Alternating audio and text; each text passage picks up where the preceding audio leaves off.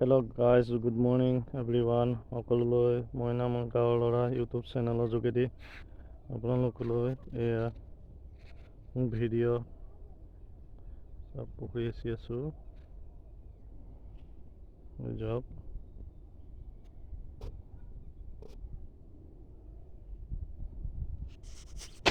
ধান কাটি গৈছোঁ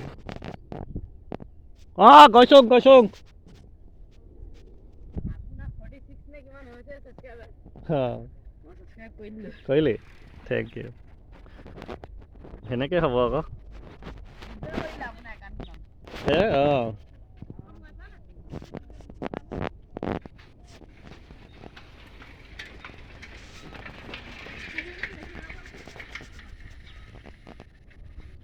এইফালে চাওক, আমাৰ পথাৰখন এইখন কাটি শেষ হ'ল, ধান কাটি আছে, দেখিছে নহয়।